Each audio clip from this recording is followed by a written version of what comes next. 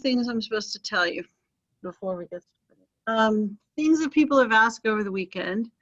And I know there were a couple of others of you that asked stuff that I probably didn't answer. So I'll go back and double check. I don't know, sometimes the emails kind of get nested, and then I may or may not notice that you sent me a question if you attach it to a previous email. So if I ignored you, I didn't mean to, but I'll go back and check. So one thing somebody asked me for the book review, could they read another textbook? Like, yeah, you could. You know, something more, you know, in addition to this one, of course, I'm not telling you to skip this one, but somebody asked if they could read a People's History of the United States, the Howard Zinn book, and if that disturbs you, you could read a Patriots History, which is definitely not the Howard Zinn book. But you could read a different text kind of thing, and that would be fine. It may be a little trickier to write about, but you'd find a way and we could talk about it. It's fine. You know, it may be a little long, but, you know, some of the other books on that list were pretty long. You like it and you want to read it, you should. I probably told you, you wouldn't work for your class, but I had somebody read for 1301, they read Democracy in America, which is like 1,000 pages long. It's like, yeah, I wouldn't read that for my book review, but they did, and they really liked it. So, I don't know. But, you know, if you read fast and that's political philosophy, if you like that kind of stuff. What else did I say? Oh, somebody said that the online textbook that was free wasn't accessible anymore. I have no idea if that's true or not. I didn't go back and check yet. I'm not saying that person's lying. If you're having that problem, you know, people aren't supposed to scan the book and put it online for free. So that was breaking the law, so maybe they got caught. So if you're having trouble accessing that, you may have to break down and buy the book. Yep, sorry. I know people have rented it and it's relatively cheap, you know, 30-ish. I know if you don't have 30 bucks, that's not cheap. But, you know, there may be ways, the bookstore, not the bookstore, what's that other thing where they have books? The library. They might have a copy, or there may be ways that, you know, you can get assistance on that. So I don't know what to tell you if the free book's gone, but I'll try to remember to check that after class. So, you know, free but illegal. What are you gonna do? What else do people ask? Oh, I started grading, but I didn't finish. So I'll try to finish all of the question ones on Wednesday. So apologies for not being quite done. Things that I've noticed, there are a few of you whose answers are about the same length as the question. You're not going to get the number of points that you want. I'm just going to tell you that up front. And some of you are going like, how can you be so judgmental? You didn't even read it. It's like, well, when I do read it, what I'll notice is you didn't answer everything that I asked you to answer. You know, if you did everything I asked you to do, it would be at least a page long. So, you know, it's got to be a little bit longer than the question. I don't care if you double space, single space, none of that matters. Somebody submitted theirs in the comment section rather than in the assignment section. The reason that's a problem for me is in the comment section, I click and your rubric comes up. So that's where I type in your grade and put comments. And if your answer's in the comment section, once I click on the rubric, your answer goes away and I can't see it. So I can't see your answer and grade it at the same time using the rubric. So if you're the one who put it in the comment section, I honestly don't remember. I gave you a score of 1 out of 10, which I figured would catch your attention. And then I put a comment in there like, please paste this into the assignment section. And then I can go back and erase your comment or ignore it or something. Yeah. Yeah, if you don't do that, and if you can't figure out how to do it, I'll still go back and grade it. But it would make it easier if you can do it. Yeah. Okay, Ian, are you talking to us or someone at your house? Ian's talking to someone at his house.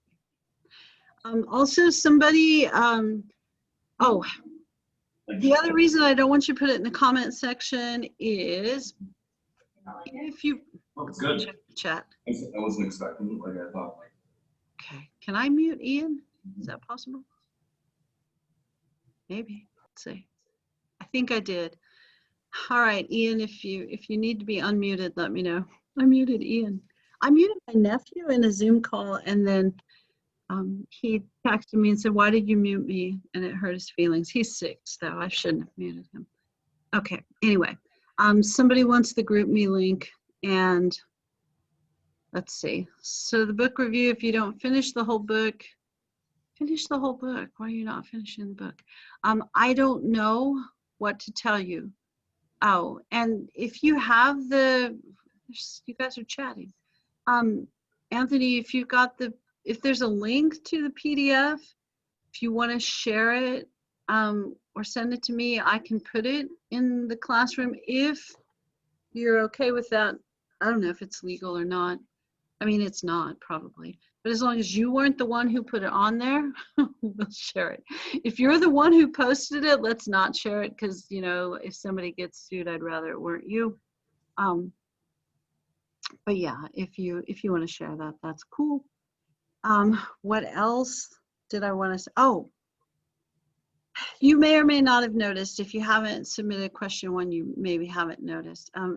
For the book review, I'm sorry, I didn't answer that question very well. You don't finish the whole book. I think you really need to pick a book that you think you can finish.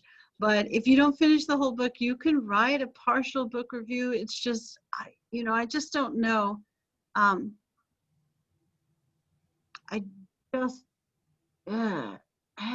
It'd be hard to do the conclusion on the book review if you don't finish reading the whole thing. Like, do you recommend the book? Because, I mean, if you didn't finish reading it, it's like, why would I? I don't know. But I know you, I'm not trying to be rude to you at all. But yeah, I get that you may run out of time. But if you pick a really big book, I don't want to say just pick a smaller book, but maybe, pick something you have time to read. I don't know that was a great answer, but I'm going to stick with it. Yeah. Yeah, email the link. And again, Anthony, as long as you're not the one who posted the link, we're good. But yeah, I would never, ever copy a book and post it online, because it's highly illegal. And those companies really enjoy their profit. And I don't want to be the one that takes the profit away from them, or the one who gets sued. But I think sharing it, I have less, you have no liability, and I have very little, as far as I know. All right. Oh, the other thing about posting your answer in the chat section of the assignment, in addition to it being really hard for me to read, doesn't go through the plagiarism check software, which is helpful to me. I don't think it shows on your end, the plagiarism check software. And I guess I could make it show on your end, but there are a couple reasons that I don't. One, sometimes I wonder when you do that, if some of you are trying to like trick the softwares, like I'll change every 3rd word or something, which seems like so much work. Why don't you just answer the question? But I wonder if that's like a weird game for some of you. But here's the real reason I don't do it. Some of you will freak out when you see it, because almost all of your answers will have a certain percentage that'll show that you've plagiarized, even if you haven't. Like, for instance, if you write the question and then the answer, which is common, and I kind of expect that, your plagiarism rate is going to be probably 25%. And then you go like, hey, I didn't copy anything. All you copied was the question. No, and I expect that. So if it says a number, I'm not just going to automatically go like, cheater. I'll look at what it is. But somebody's plagiarism check was 90%. And yeah, that's not good. So yeah. So be careful. I don't even want to say be careful. Why are you plagiarizing? The stuff that I'm asking you is in the book. So just use the textbook. That's 100% what I expect.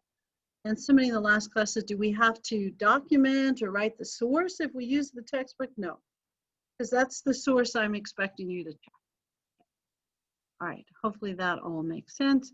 Hopefully you've all shared everything you need to share. Oh, someone else asked, can we work together on stuff? You made a GroupMe, so you know it's okay. Yeah. The only thing I would be careful about is, my assumption is you're working together on the weekly question, which would make sense, and maybe you do, what is that thing that my students used to do? Some sort of online quiz where they make it, I can't think of what it's called because I never used it. I can't think of it, but anyway, where you make a little quiz that you all share. Why can't I think of stuff like that? But you can do that, all that stuff's fine. What I probably wouldn't do is make a common answer because someone's gonna paste it in. So talk about the stuff, share ideas, share your opinions, talk, define stuff together. But I don't know that I'd make a common answer because if one of you does that, then somebody pastes it in and then it's going to maybe reflect badly on all of you. So I don't know. I'd be careful about that. Okay. All right, guys. Does anybody have any questions for me? I know you all want the group me thing. All right, I feel left out, but I'm supposed to be. Okay, I'm gonna unmute whoever I muted if I can. I feel bad for muting someone. I can't unmute them. Maybe I've muted them forever. Okay. All right. So we will get started on the stuff. If you guys have questions, type them in. And if I did mute you and I didn't unmute you, I'm sorry. That wasn't my goal. But I may have done it anyway. Yeah, I'm gonna, if you got here, I don't want to say late, but feel free. Apologies if I just said you were late. I'm gonna finish grading whatever you've turned in tomorrow. I graded some, but not all of it. So if you're waiting for responses, I will definitely have all that stuff graded. Oh, and the other thing about grading, when I grade your stuff, I will give you comments. There's a section of the rubric where it says comments, and I'll put them in there. So that should tell you what I liked, what I didn't like, that kind of thing. So before you just emails like, why didn't I get all the points? Read the comments first, and you can still disagree with me. It's like, you said I didn't do this, but I did it twice. And you can still argue your case if you like, but read the comments first. Okay. All right. I'll try to keep up with your questions there. All right, so today we're talking about chapter 16, which is, I don't know, it's a lot of stuff. It's growth of cities, westward movement, Gilded Age, that kind of stuff. Sorry, can you tell by my face? It is so hot in my house. Why is it so hot in my house? Okay, sorry. All right, air conditioning. All right, so we're talking about rich dudes, we're talking about railroads, we're talking about growth of cities today. And the next time we're going to talk more about going west. And in case you forgot, because I did this morning, your weekly question is discuss the experience of Native Americans in the Gilded Age. Be sure to include the Dawes Act in this discussion. How does the emergence of the ghost dance reflect the experience of the Indians? What was the significance of Wounded Knee? So those things will be in our discussion next time, okay? All right. All right, help me out here. It says I'm sharing the screen. Do you see the notes? Is that what you see? Or did you see the weekly question? Notes, okay, cool, all right. It's old people and technology. Okay. So, what's going on in the Gilded Age? Gilded means coated in gold. I always tell my high school kids that was like when you were a little kid, you had like $10 and you wanted to buy your mom something for Mother's Day, but you only had $10. So you bought like this super shiny piece of gold jewelry for your mom, and your mom loved you, so she put it on, and then her neck turned green, and then the gold jewelry is no longer gold. That's gilded. It's coated in gold. Looks good on the surface, but once the gold rubs off underneath the surface, it's not so pretty. I don't know that the Gilded Age made your neck turn green, but there were problems with it. So it looks good on the surface. If you're wondering who coined that term, you're going, yes, of course we're wondering that. It was the great writer from the great state of Missouri, Mark Twain. So he was kind of satirical. There are things you could probably read Mark Twainish from this time period if you wanted to, but it'd be tricky because you'd really have to know about the politics of the era, because he's always making comments about the politics of the era. Okay, back to business. What's true of this era is you see big expansion in population. Some of that's natural growth, but we also get 30 million new immigrants during this era. That's a bunch. You'll see a shift in population away from the country toward the city. That's also probably a sign to you that more people live in the north than the south, because the cities in the south don't grow as quickly because they're not as industrially based. Railroads are super important during this time period. You have the completion of the Transcontinental Railroad, excuse me, I think that was in 1869, so kind of as we finished the Civil, well, a little after the Civil War, clearly. But you see a tremendous growth of railroads during this time period, and they connect local, regional, and national markets. So if you produce something on the West Coast, you're going to be able to sell it on the East Coast, which is kind of a new thing. Railroads primarily are for transporting goods. During this era, you don't see a whole lot of travel by railroad, and the truth is, not very many people travel during this era. Even globally, I think, it's still true that not too many people travel. But, most people stay within about a 50-mile radius of where they're born for most of their lives. So kind of interesting, not useful fact for the day, but the railroads really connect markets. So it helps with commerce.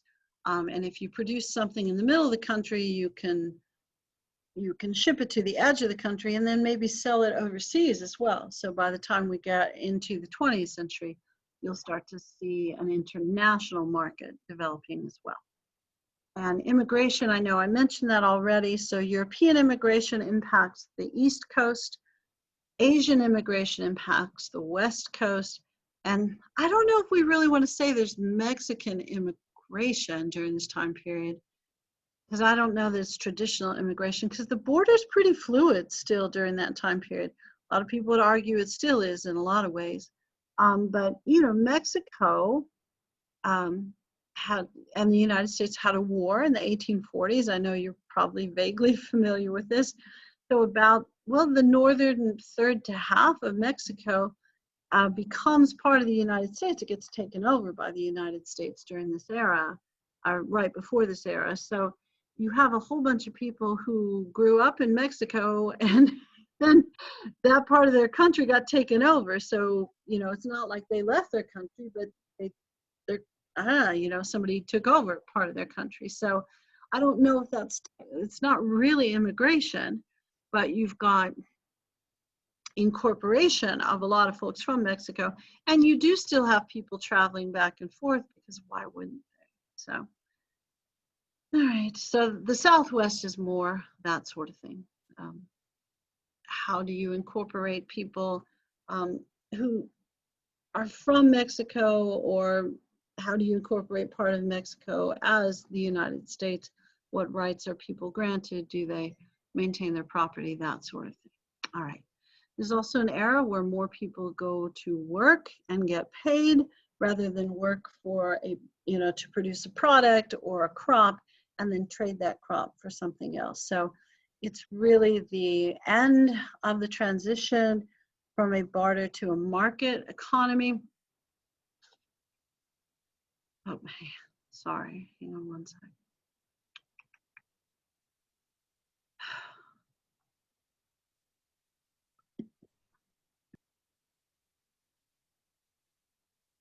What happened there? Sorry. I was trying to let somebody in the thing. Somebody was coming late, and I think I may have kicked them out. So hopefully they'll come back. So sorry if I kicked you out. Of course, if I kicked you out, you didn't hear me. So you can tell them later. All right, so I'm sorry. So wage work. Also, what's difficult about the wage work thing is there's no minimum wage. So we can pay people as little as they are willing to accept. And the newest group of immigrants will bring down wages. So whoever the newest group of immigrants would be, we're going to harass. I was smiling because somebody sent a message. But so like 1840s, 50s, you see a whole bunch of Irish guys come in. So we're going to really be disrespectful to Irish guys, like no Irish need apply, we hate Irish, no Irish allowed, that kind of stuff. And you see that more in Eastern cities. During this era, you see a massive influx of Italian immigrants, Eastern Europe, Central and Eastern Europeans. So you're going to see those groups get harassed in pretty large measure. What you'll also notice if you study it a little more deeply is that we tend to keep harassing that newest immigrant group or the largest immigrant group until we have a war and we draft a bunch of them and they fight for the country. And then it's like, oh no, we love the Irish, they fought in the Civil War. Or, oh, we love the Italians, they fought in large numbers in World War I. And if you're wondering, like, why did that not work as well for African Americans or Mexican Americans, like, I'm not in charge of that, but we'll talk about that later. Okay. So first time, more people work for wages. Majority of people get paid by the day or the hour, probably still by the day. And the expectation of your work day is probably 12 to 16 hours. And sometimes it's 6 days a week. It's pretty typically 6 days a week. And they don't pay you overtime. And if you refuse to work, they just fire you and hire someone else. Also, if you get hurt at work, they just fire you. And there's no workplace safety laws. This is a rough time to be a worker. I mean, it just is. And this growth of factories and this mechanized industrialization really completes the shift from rural to urban majority population. All that stuff is true. All right. So that's your general introduction to the workplace section. The railroad's hugely important. You're probably working at a place instead of at your house, although we've kind of reverted, haven't we? And you may be getting paid by the hour of the day. There's no minimum wage.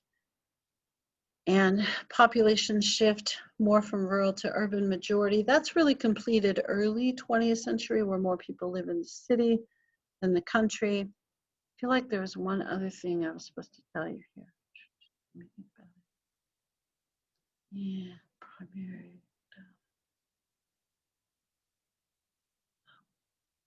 I can't think of it, so we'll keep going. I'm sure it'll come up with something else. All right, so during this time period, it was possible for you to go from being poor to rich. And this era is where the economy expands faster than any other era and in a greater way than any other era. So you see massive growth of the US economy, massive, massive growth. But people don't participate evenly or equally in that massive growth, which again, I'm sure isn't a huge surprise to you. However, there's a handful of guys that become fabulously wealthy. And then, you know, we write rags to riches books about them. Who wrote the, why am I thinking of these weird things in the middle of the lecture? I'm trying to think who the author of those rags to riches books, because there was a whole series of them, but it's really common in the literature during this time period. And, you know, it's just like the poor boy does well. You know, you move to the United States, you have nothing, you get off the boat with, you know, you don't even have shoes, and then one day you're Andrew Carnegie, and, you know, you're the wealthiest man in the world. And that could happen because Andrew Carnegie was real, but most people did not have that kind of success, as you can imagine. But those sorts of books really drew people to the United States and will advertise for people to come work in businesses in the United States. Really seen as the land where your economic dreams could come true.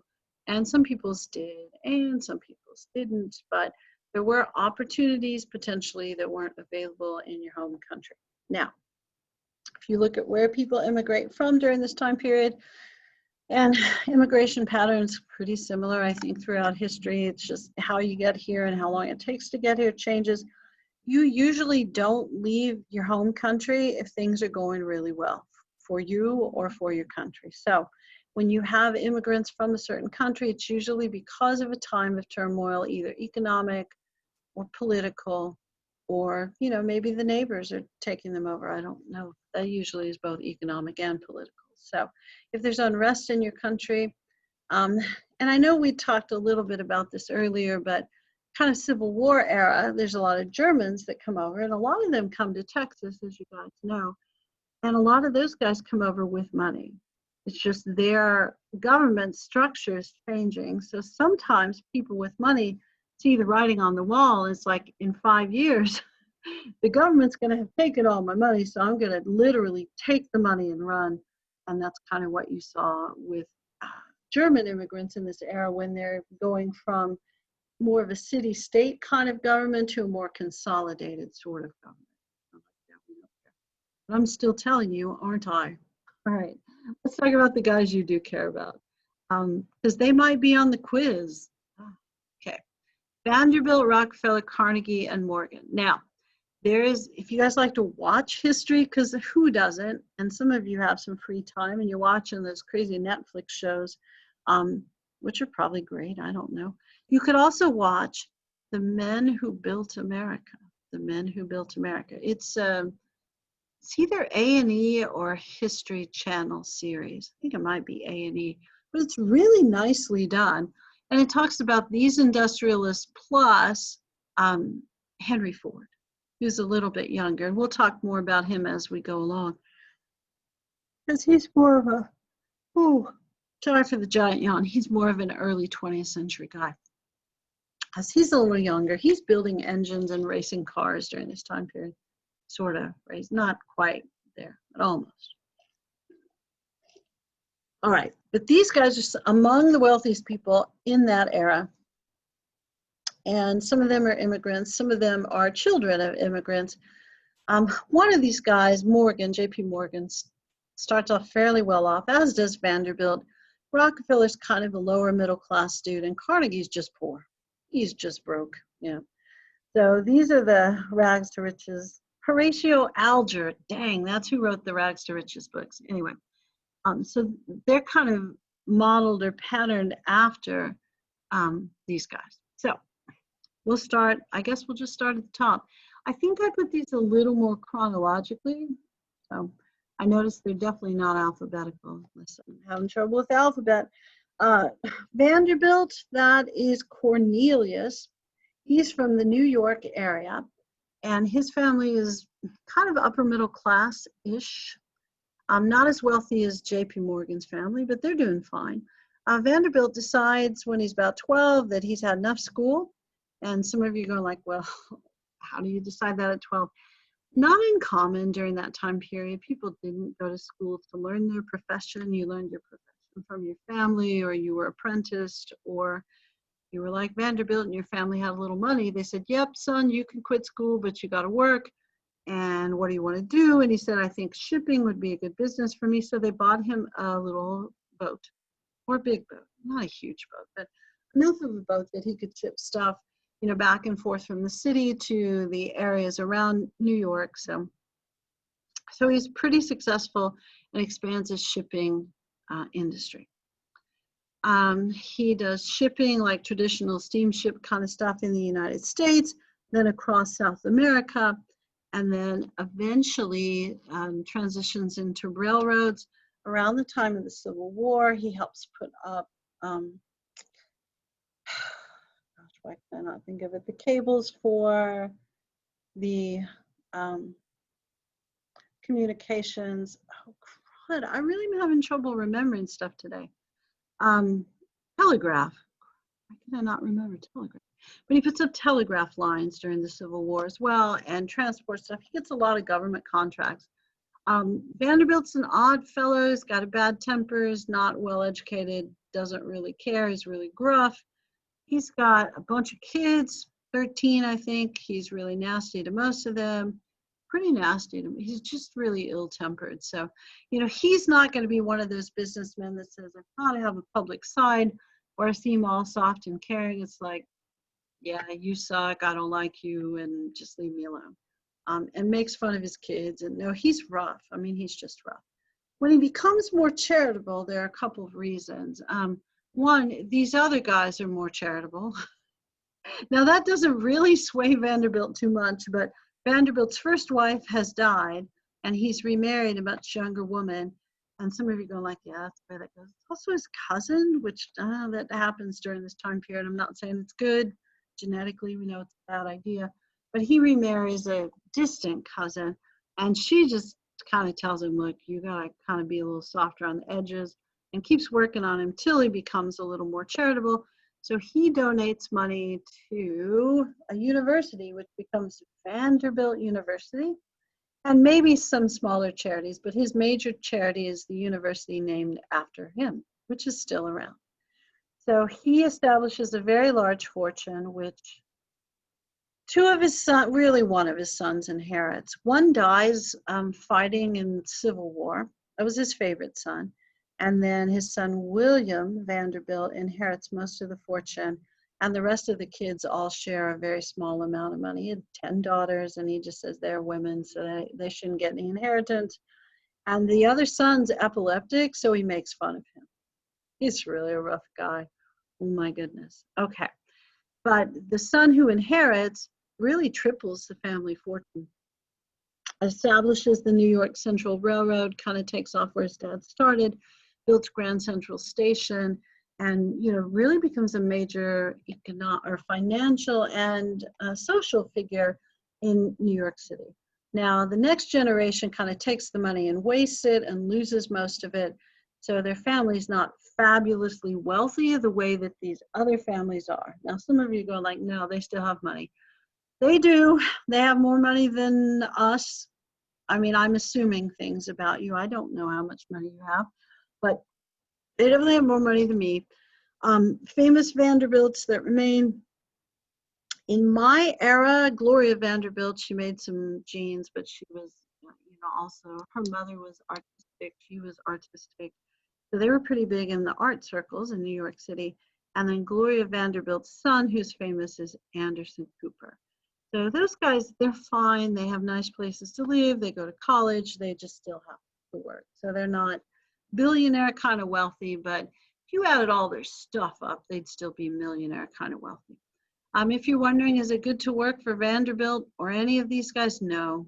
I mean, they might be charitable to other folks. They're not very good employers. And that's pretty typical of the time period for your boss to underpay you, to expect you to work a lot, to give you unsafe working conditions, and to, if you decide to go on strike, to hire a private army to keep you from striking. So yeah, this is not a good time to be an employee at a large business.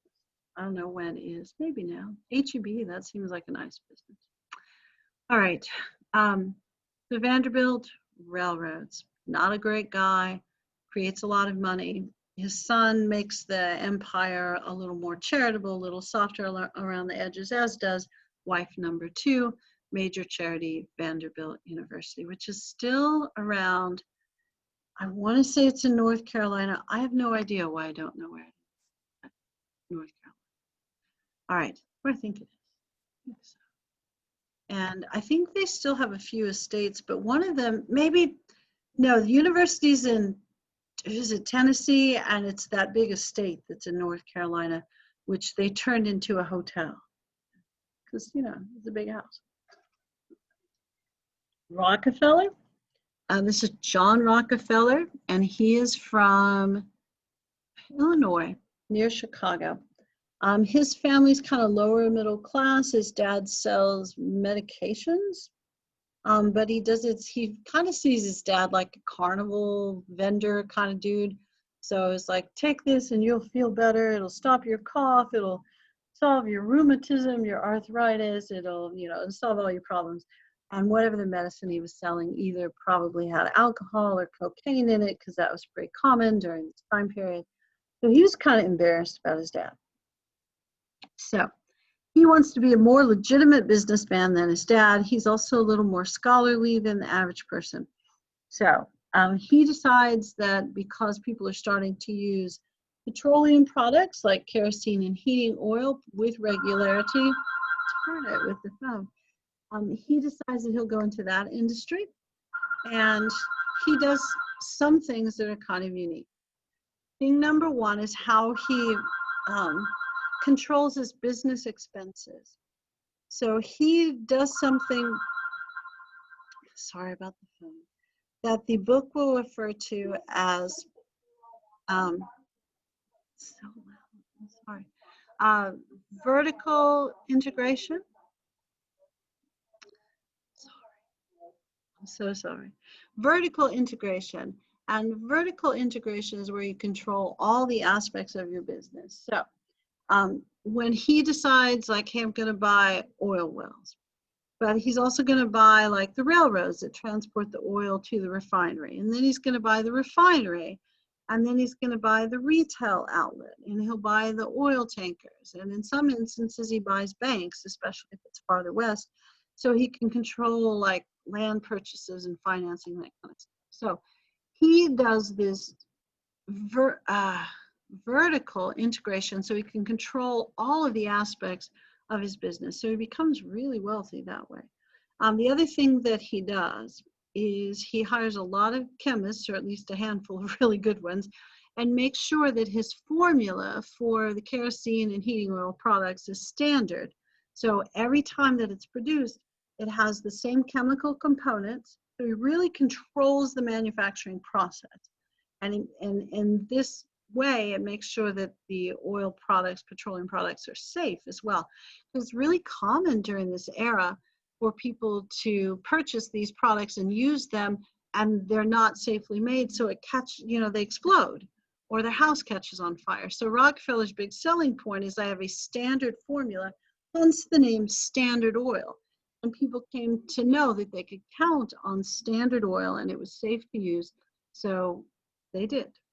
And this increases his business dramatically because everybody knows, like, that's the safe product, we're using that.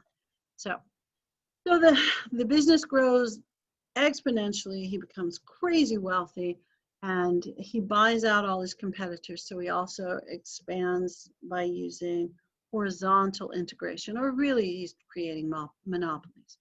And if people won't sell to him, then he raises their shipping rates or their manufacturing rates, or maybe he owns the bank that financed their business. Or if he can't control any of that stuff, he just sells for, he undersells. He sells for such a low price that even he doesn't make a profit. But because he's got such a big monopoly, he can afford to do that for a couple of months. Well, no one else can, so he runs other people out of business. So he's a super ruthless competitor. I mean, he's very good on the science end of this, making sure everything's safe. But if you're competing against him, he's just going to run you out of business. There's just no way around it. So if he says, I'd like to buy your oil company, you should probably just sell it, because he's going to get it one way or another. So tricky stuff there. If you're wondering, like, is he a nice guy? I mean, that's kind of up to you, I suppose. He is very charitable. He does donations to University of Chicago and his church. He's a serious Baptist kind of dude. So he gives a tithe, or 10% of his income, to his church. So if you're that Baptist church, that's a bonus for you. And he also establishes a charitable foundation called the Rockefeller Foundation, which tends to help poor kids, either with educational issues or nutrition issues or health issues. One of the big things during this era is he helps to cure something called hookworm, which is a problem in the Deep South. I was talking about this with a friend the other day. What is the South? And, maybe, I don't know if you guys have concepts of what the South is, but the South. So when I say Deep South, what I mean is like Southeast. Oh, you guys were trying to tell me that Vanderbilt University is in Nashville, so thank you. Sorry. Okay, so Deep South is like when you think civil rights era and Klan is big and that kind of stuff in that time period, or modern era states. Let me just name some states. So Mississippi, Alabama, Georgia, that's definitely Deep South. Maybe Louisiana, it kind of depends on how you look at it, but probably Louisiana as well. So, And you may or may not want to include Kentucky and Tennessee, but that's kind of up to you. But Deep South, we're talking Southeast. And then you're thinking, what about Florida? Probably the northern part of Florida kind of feels a little more like the Deep South. Florida, like the, where all the beaches are, and the southern part, that's a whole different thing. But Deep South, we're talking Southeast. And Texas, probably not really the South. I know it's south of some stuff, but when we talk culturally the South, Texas is probably a little more southwest, although in the Austin area, we're really not anything like that. And then Houston is not really anything like that either. And then when we talk about the West, we're really talking New Mexico, Arizona, California, maybe Nevada. And I left out New Mexico, which is kind of southwest and kind of, yeah, okay. But when we're talking Deep South, that's like the super poor area where they're growing cotton and they raise pigs. And we're talking sharecroppers, former plantations, really, really rich guys, like 5 of them, and then everybody else is poor. So no public schools, or very few public schools. I shouldn't say none, but yeah, really few public schools. Sorry. And extreme, extreme poverty. So hookworm, back to that, really got off on the what's the South. So hookworm is this disease where you get a little worm in your feet. And that worm, the hookworm, traditionally, tends to grow in the poop of pigs. Yes, pig poop. There is a lot of pigs in the South. So, and if you're wondering, like, how do you get the pig poop worm in your foot? You just run around without shoes and you step in the pig poop.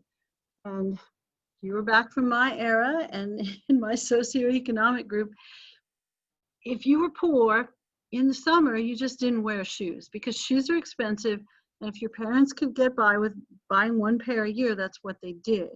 And they would buy them a little too big because your feet are going to grow, but you only wore them to church and school. So if you were home, you did not wear your shoes. So you played outside without your shoes. You didn't have pavement or anything, so it was fine. And your feet got really tough. But if you step in the pig poop, the worm could lodge, it could move from the pig poop to your feet, and then it starts to disintegrate your heels. So the way to cure this, they had some medication that you could put on it, but also shoes.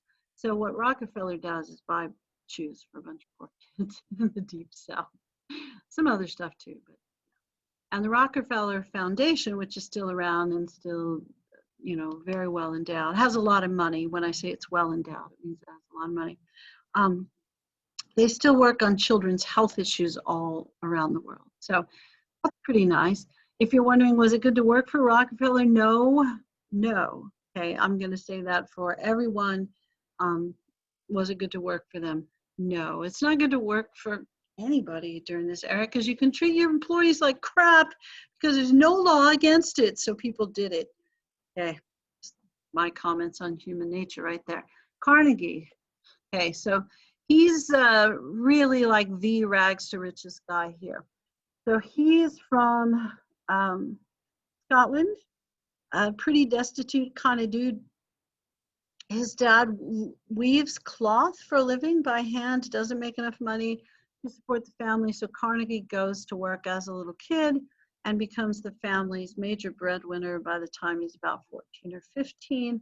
Works in like a textile mill, but then gets raises, ends up working in their accounting. He does the messenger service and then accounting, and then makes enough money to invest, buys a railroad company, a small railroad company, and then takes that money and buys a steel company. Both Rockefeller and Carnegie at certain points in their corporate history control about 90% of the world market of what they produce. So for Rockefeller, the oil products, for Carnegie, the steel products. So these guys just become fabulously wealthy. I mean, just unimaginably wealthy. So Carnegie expands primarily by buying other people's mills. And his major charities are the Carnegie Foundation, which is a multi-billion-dollar foundation to this day, which mostly emphasizes education, builds libraries, that kind of stuff.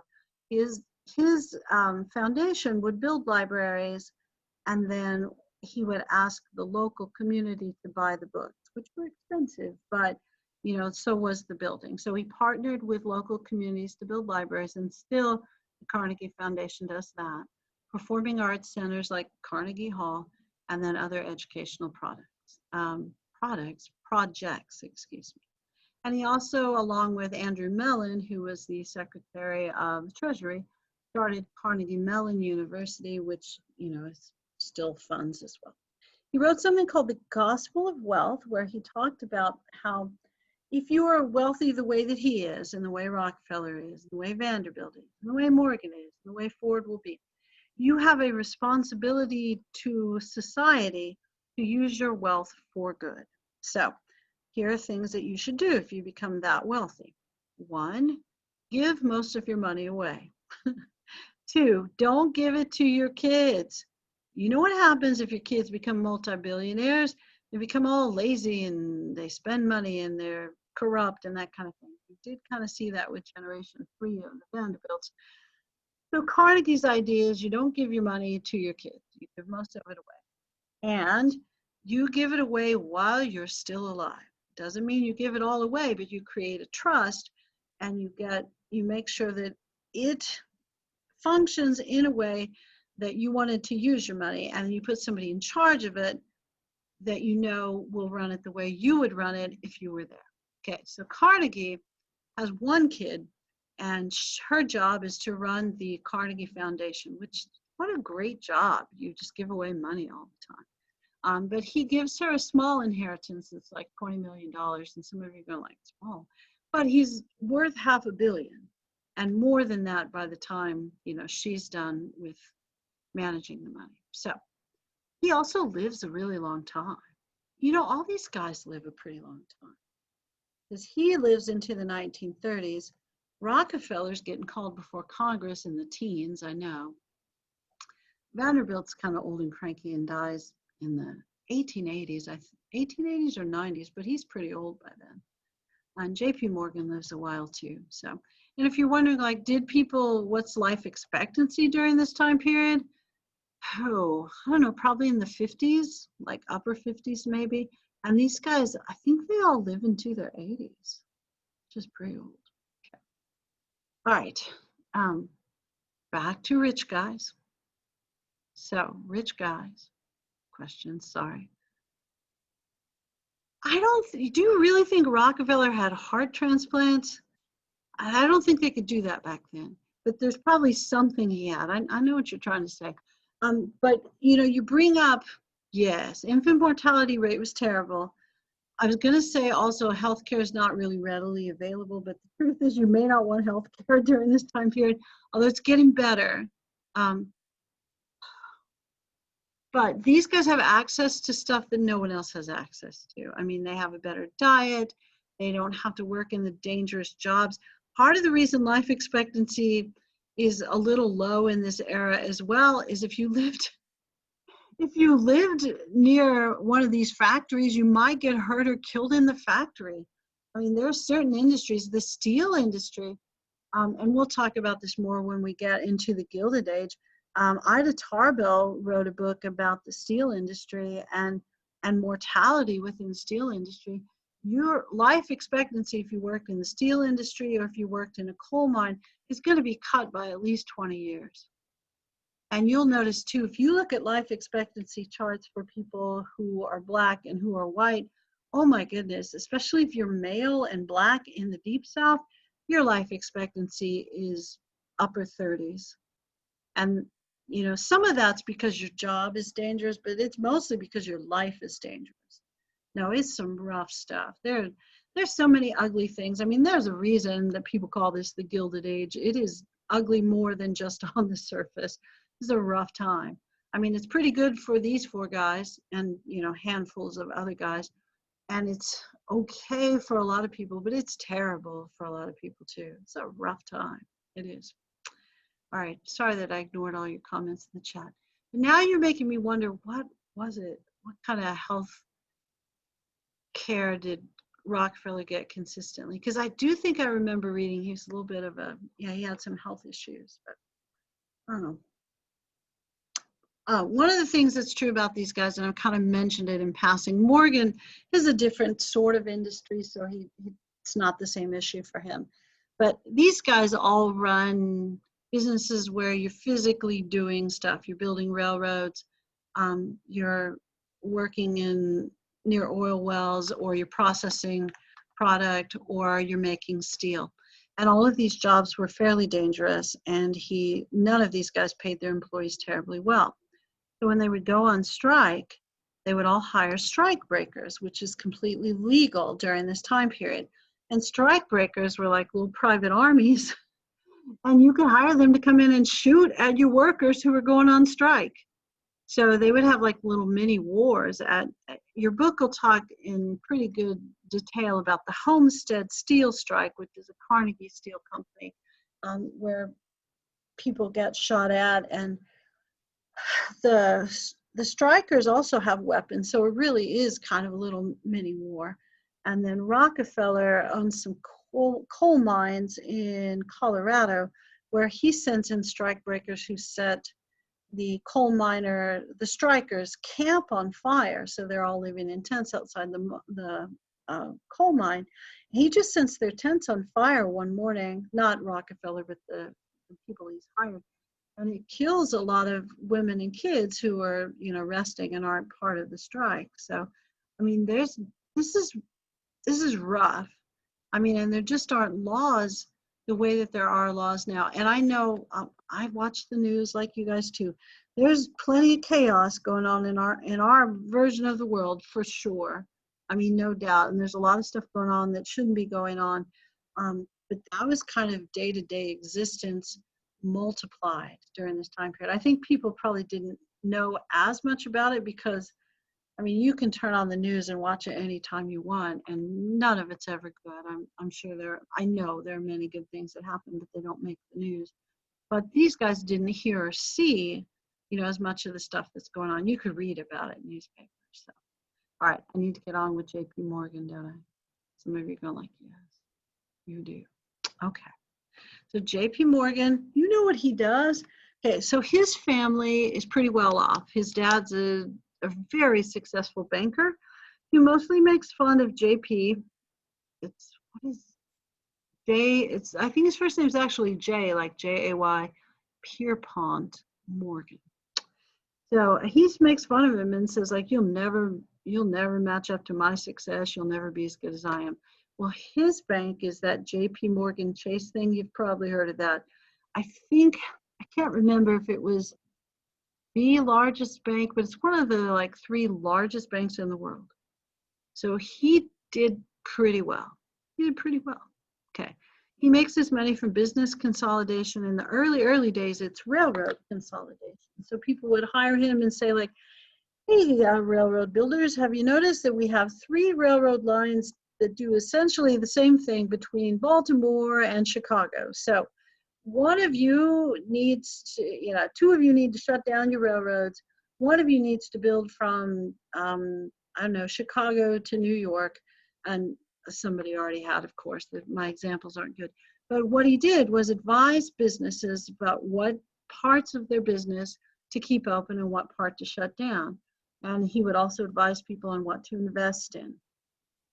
So he makes a bunch of money from other people's money.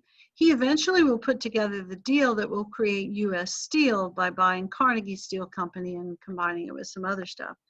And that'll be the first multi-billion-dollar corporation in world history. So this dude is just all about the money. There's going to be a recession that turns into a depression in 1893.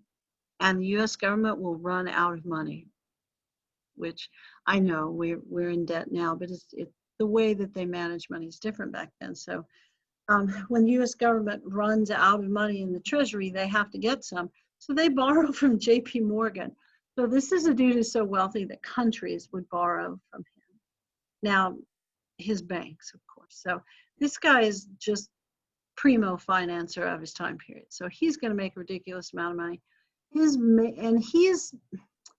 You know, he's not hiring people to shoot at anyone. He doesn't hire private armies, but people do see his lending practices as predatory because, you know, he charges interest. He doesn't charge excessive interest. You know, in most people's books, I suppose they haven't really made laws about that, but, you know, people are going to see him as pretty ruthless because of a lot of the business combinations will run other people out of business. So he's not going to be as overtly ruthless as these guys are, you know, but it's a different kind of ruthless, I suppose.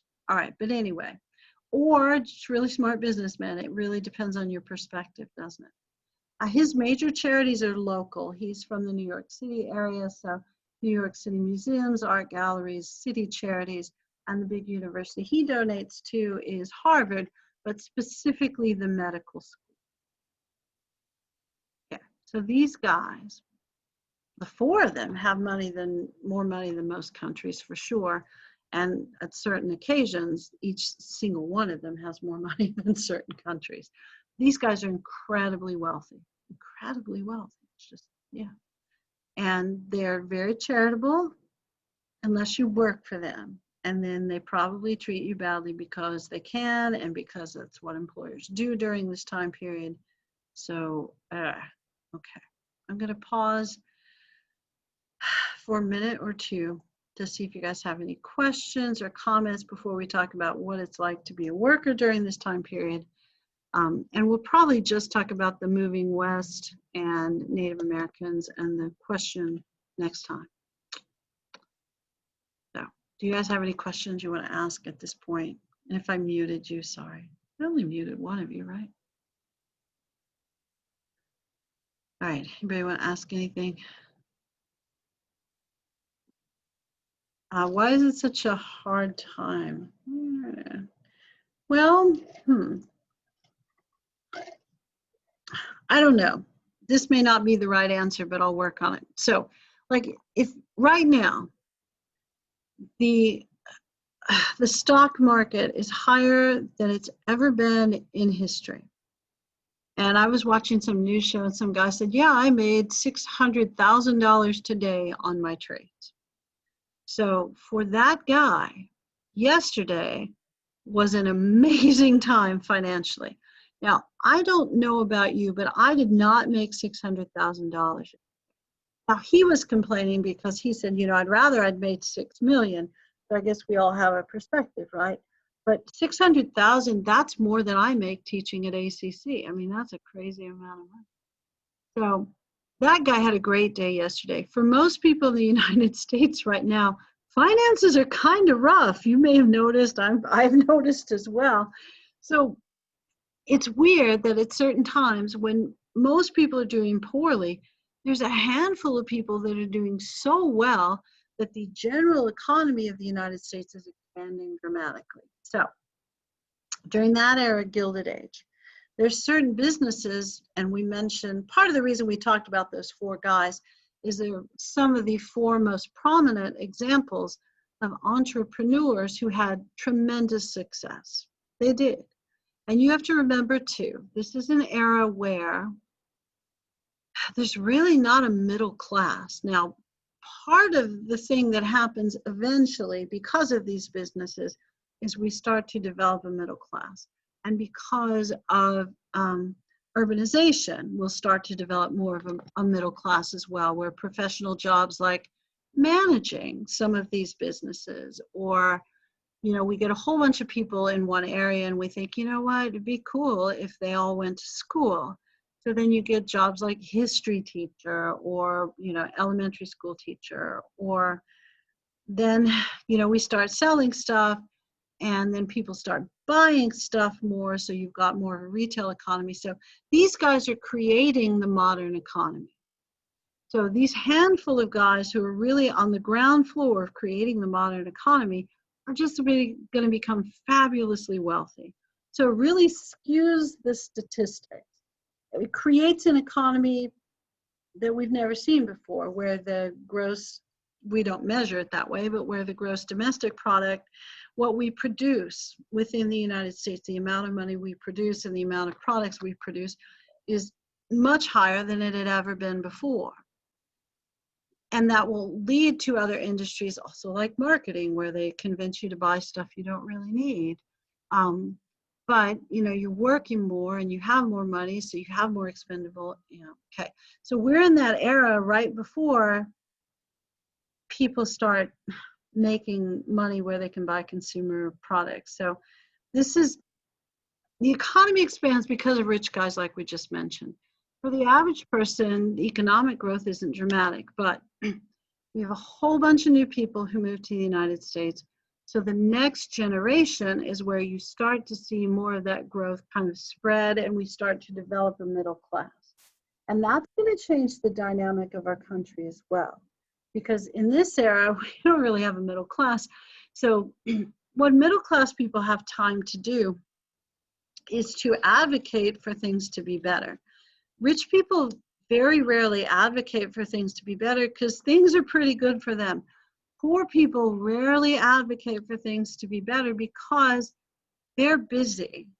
If you're kind of poor, you got a couple of jobs, you got 6 kids, you have your one day off, you're not thinking, you know what, I think I'm going to write my congressman today, or I'm going to march to the Capitol because, you got a week's worth of laundry, you got at least one sick kid if you got 6 kids.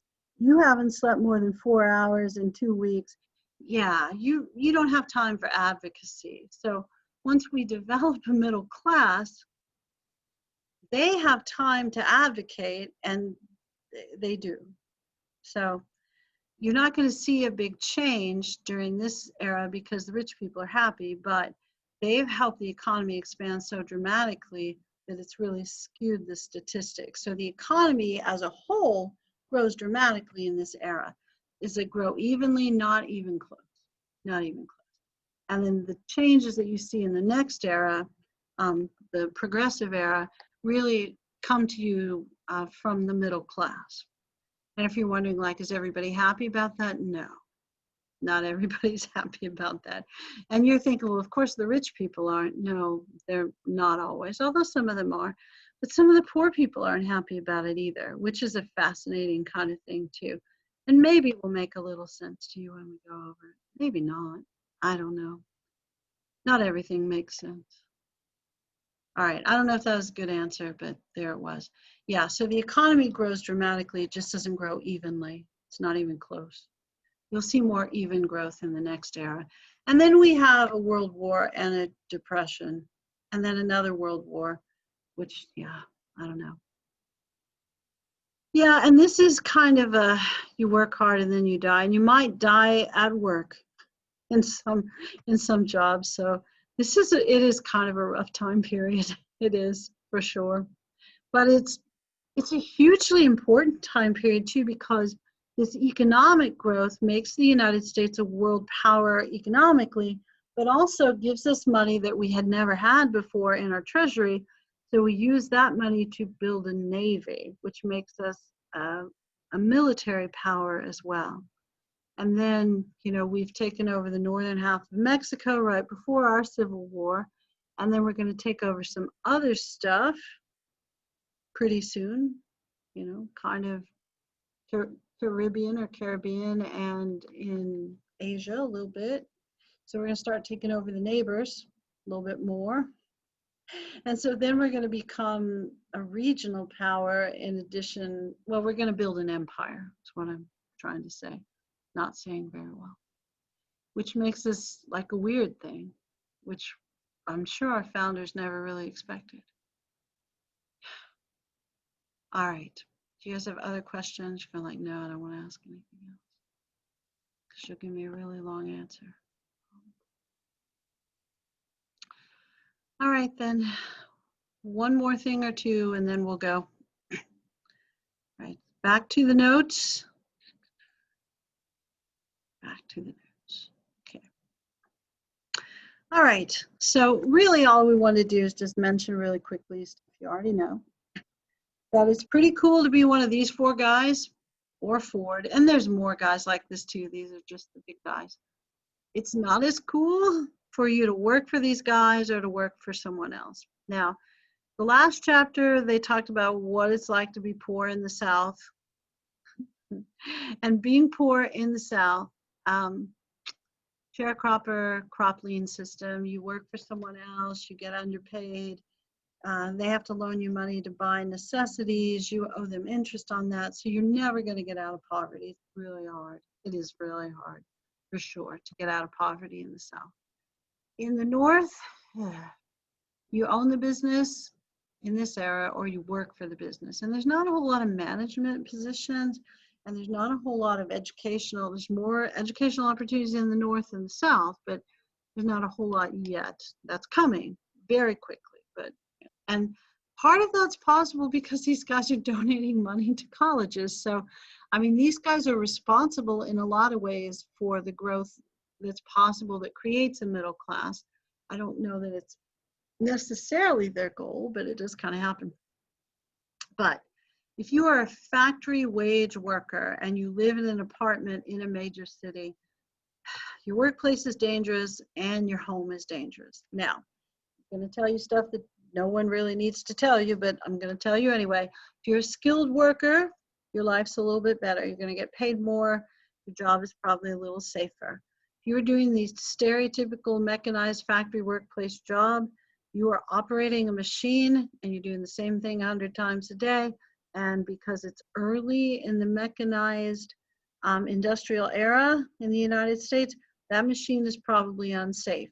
So you're going to lose a finger, you're going to lose a hand, or the thing's going to blow up at some point. So it's dangerous in the workplace. And there are no workplace safety regulations. So they don't have to make it safer. And it doesn't save them any money to make it safer. Now, I would love to think that at your job, the reason that there are safety regulations is because your boss cares about you deeply and wants the best for you. Wouldn't you love to think that as well?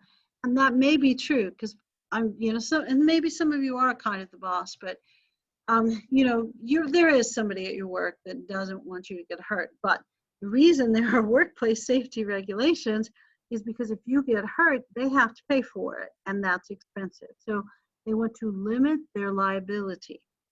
During this era, there's no liability. Nobody sues anybody. Nobody's held responsible for anything. So if you get hurt at work, too bad, so sad, you get fired. And you can't get another job because you can't work.